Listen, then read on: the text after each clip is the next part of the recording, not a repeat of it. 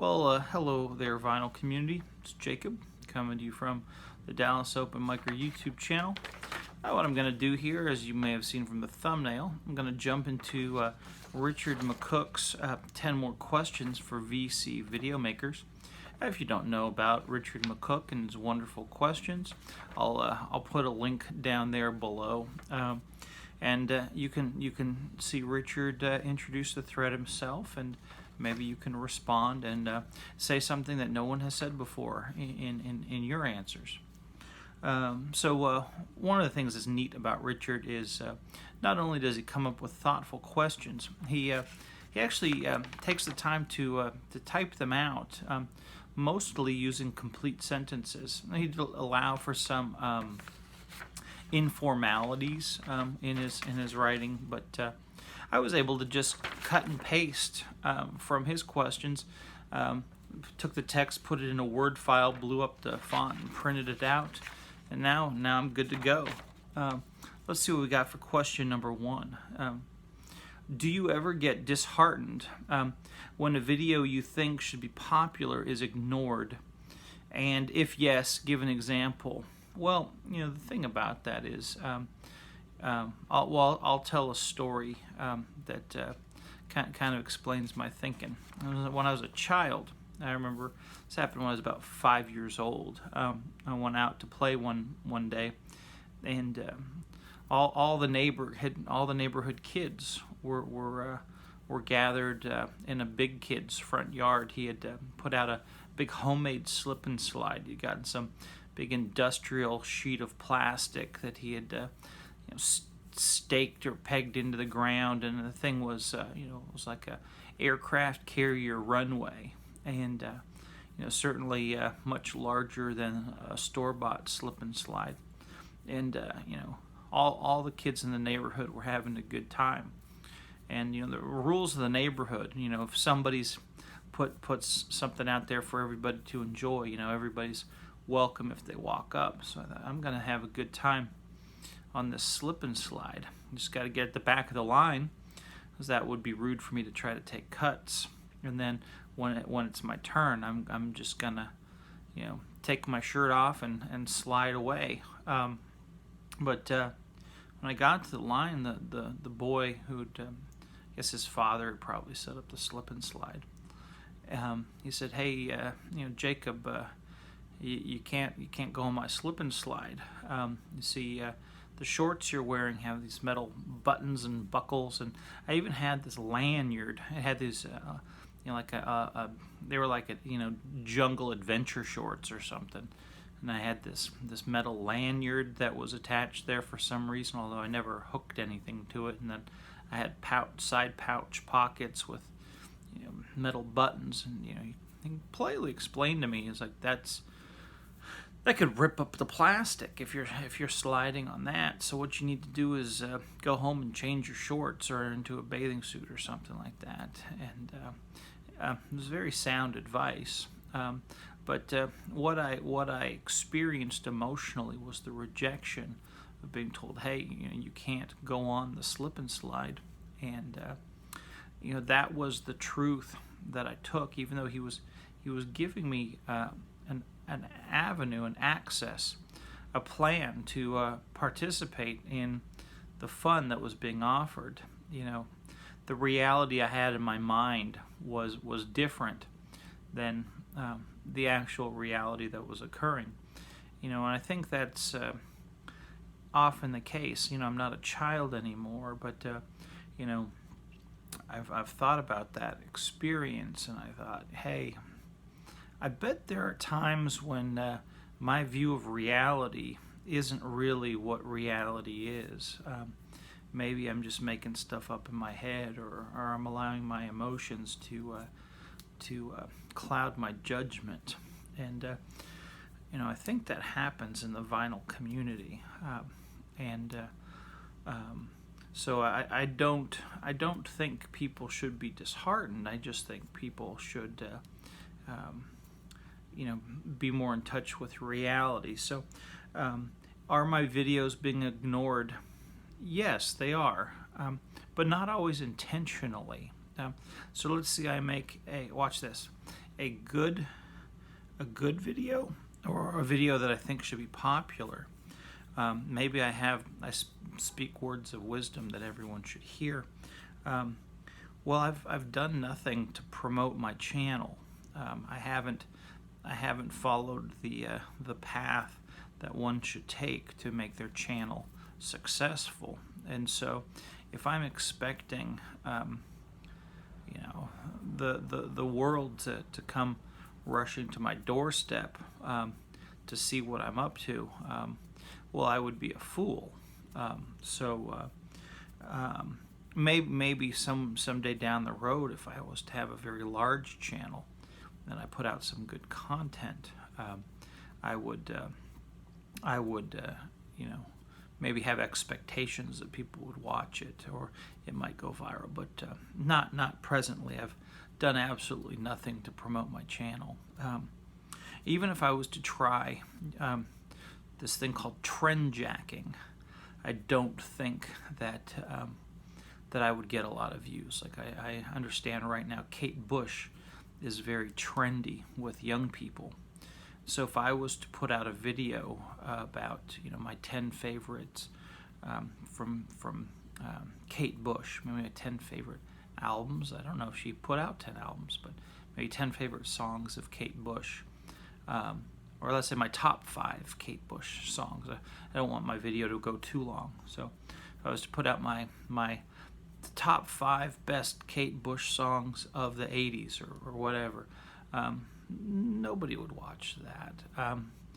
Even if I got a spike, it's not like it's not like it would become part of the public consciousness what my input was. So no, I don't get disheartened. Moving on to question number 2.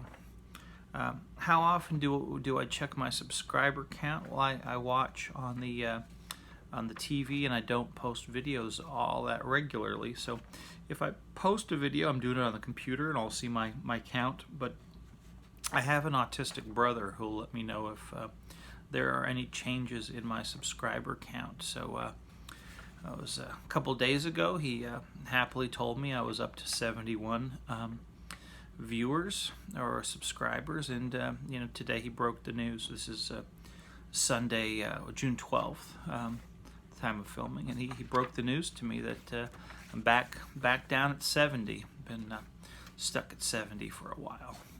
So it's a good place to be. Question number 3. How often do I ask people to hit the subscriber button? Well, I don't believe in doing that, unless your channel is for a business. Then it's understandable. If you're in a community of equals, or it's some loose ties of friendship around material objects that we all enjoy or share interest in, I don't think it's proper to ask for attention. I think it's rude, and it reflects negatively on every individual that I see doing that. And if I catch you doing it, I'll tell you directly, these eyes right here are watching you. It's lowered my opinion of you.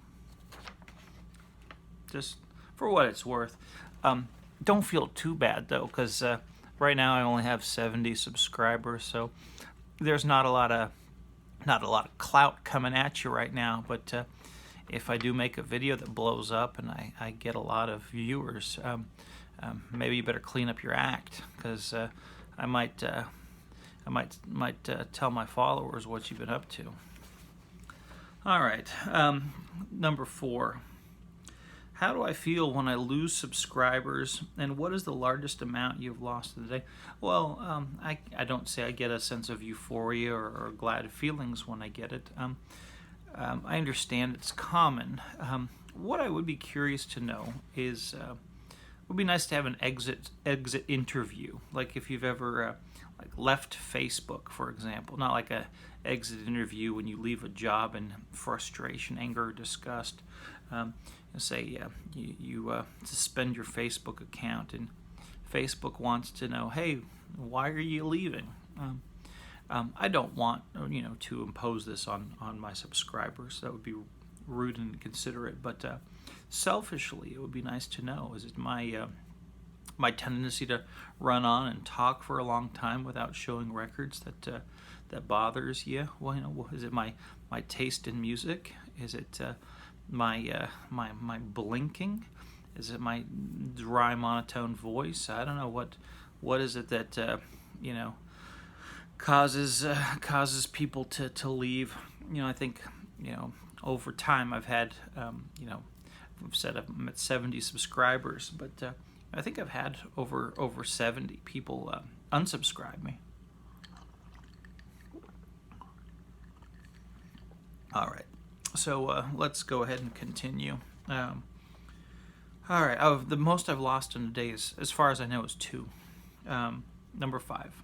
But for a channel as small as mine, that's a huge hit, especially when I was under 50 viewers at a time, subscribers. Number 5. How do you feel when people comment on your video and they obviously haven't watched it? So let's say maybe somebody watches or comments on a video shortly after it's been posted. To the best of my knowledge, that's never happened. I don't share videos on Facebook, for example, so I'm not counting on people that I know from real life or for something close to real life on Facebook. So I don't try to force my videos on family members or people that I went to high school with or coworkers, people who might be obliged to take pity on me, seeing how poorly my videos are doing, and throw me a like or a kind word, rather than engaging in my content. See, I remember before social media, none of my friends listened to records, and so I was used to not talking about records around people. So now I just I choose not to share anything that I'm doing that's related to these records, and it works out just fine. Now I went from 0 people who have interest in my hear me talk about records to 70 people in the world that will check in from time to time and at least commit to see what I have to say. So that's pretty neat, isn't it, folks? All right, 6. If I have a 1,000 sub count, will I monetize? Well, I had thought no, and I still believe the answer should be no if this is something you're doing for community and not business. But I've noticed that YouTube will insert ads in videos that aren't eligible for monetization or the profits of monetization. We're all available to be monetized, aren't we, folks? YouTube can harvest our content for money anytime they please. It's part of the deal with the devil that we've all made here. But I have no intention of monetizing when I hit the 1,000 subscriber mark. But if YouTube is gonna pester people with ads, I might as well monetize, right? Couldn't make things any worse for the viewer. But in the meantime, you don't need to watch 5 seconds of a Liberty Mutual ad just to hear me talk. All right, number 7. Do I ever sub to a channel to try to get a sub back? No, that would be stupid. And what channels do I hit the notification bell? I've never done that. On the TV, there's when I watch the YouTube, I can go down to subscriptions and it'll show me the new videos from people that I subscribe to. Plus, it'll pop up in the algorithm, and then in addition to that, some of the bigger YouTube vinyl community members' videos will come up as well. Even when I clear the algorithm and search history out, they'll still make it back in. Let's see, What's-see? Interesting turn of phrase. Number 8. How long do I think is an acceptable time to wait for replying? Well, I would like to respond within 24 hours if possible. I don't go on the computer to check YouTube every day, so it is quite possible that a day or two could go by before I would respond to a comment. I'm going to try not to use a smartphone as long as possible. So if I'm at work and I'm doing things and I'm coming home late, I will not have checked any of my YouTube studio activity during the day. So and then I would do my replying usually later at night. So if you're an early morning poster, or someone from chatting with people from other time zones, it'll be a bit of a delay in getting back to you. Now, when I was first a member and I was posting videos, I didn't know all the rules of etiquette. I thought that like a thumbs up or an emoji or clicking an icon or whatever was generally sufficient for a response, especially if it was just a hey, I like that record or something like that. You give them a thumbs up. But I think it's probably better to give somebody a short sentence than a heart or something like that. And I realized that months later, but I'm not going to go back and say, hey, remember that time in 2001 you said you liked that record that I showed you? Thanks for liking that record. I appreciate you for doing that, because that would be too much time passed, and then that would just probably be weird. So too short a time is better than too long a time, right, folks? Number 9. Hey, we might do this in another 20 minutes. Do I like Record Store Day? No, I do not. And if you haven't seen my video about why I don't like Record Store Day, I could post that at the end of this video. And then people buying Record Store Day items, or let's say any item, like anytime you buy a record, should you show it immediately, like in the car, or before you leave the shop, or as soon as you get home, or right away before you got to enjoy it yourself? I believe that's unhealthy to do that. I don't need anybody to see what I bought. It can be fun to share, but I couldn't imagine. My first thought when I picked something up would be, I hope my viewers will appreciate what I just purchased. I'm gonna film myself in the car talking about what I bought in that store over there. It's not a place I want to go mentally. No one. I don't think. Let's say I showed your your top 5 all-time wants. Like the records that you think. Like, let's say you've got like a Discogs list of wants, like your top 5 records that you want, and let's say by random coincidence I bought them all for myself, and you would probably enjoy seeing those records. But would I be improving your life if I made that video before I got in the car, before I got home and listened to them? No, it wouldn't. You can wait and be patient. There's no hurry. You don't have to watch something, when it comes out. It's like people that lined up for movie releases around the block, so they could be the first one to see the movie, the first show, whatever movie we're talking about here. You don't have to do that. Plus, you don't want to be sitting in an overly crowded theater. It's not the most comfortable. Let's see what's next. 10. Do I enjoy participating in watching collaboration videos?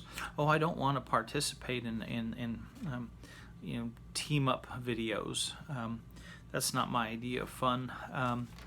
And do I like watching the collaboration videos? Not as much as, let's say, an individual. Let's say there's a guy named Joe, and a guy named Steve. And I like both of their generally I'll enjoy the videos they put out. But if Joe and Steve team up together and take turns going back and forth talking about whatever record or themes they've chosen, that video is not going to be as entertaining for me as, you know, if Joe's doing a video himself and then Steve's doing the video as well. And then certainly, you know, going for 2 hours on that. You know, I don't mind making a long video, but 2 hours of that is a bit much. But there are people that like that, so go for it, Joe and Steve. Bonus question: do I check your previous video just to make sure you are not wearing the same shirt?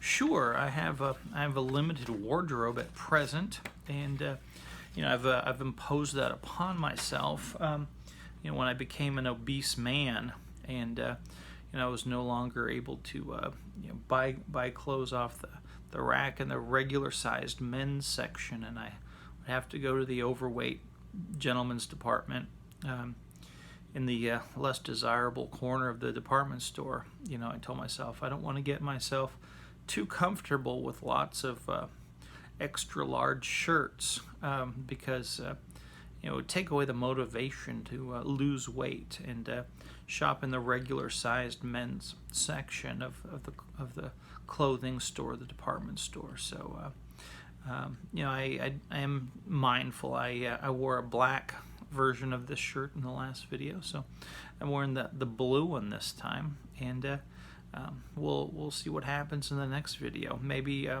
something with buttons in a pocket, which is my preferred style of shirt, is the shirt with the buttons all the way down. I've got the buttons on the collar, but no pocket. There are lots of times when I say, oh, it'd be nice to have a pocket. I could tuck a pen, or maybe I wrote a little note and I want to just keep it handy, and there's no pocket in this shirt. But anyway, when I lose the weight, get back down, I've got a closet full of button-down shirts with pockets, and you're going to see a lot of variety of shirts. So maybe that's one reason why my subscriber count is stuck at 70. I keep getting a little bit above 70, and then it falls back down. Maybe people are waiting to see more variety of shirts. Anyway, thanks for watching. I was not able to keep it under 20, but pretty short video by my standards. I will look forward to maybe showing you records in the next video. Oh, and I gotta remind myself, let me post that link for the Why I Don't Like Record Store Day. There's another one coming up. Oh, it might have passed already. I haven't checked. Anyway, thanks again.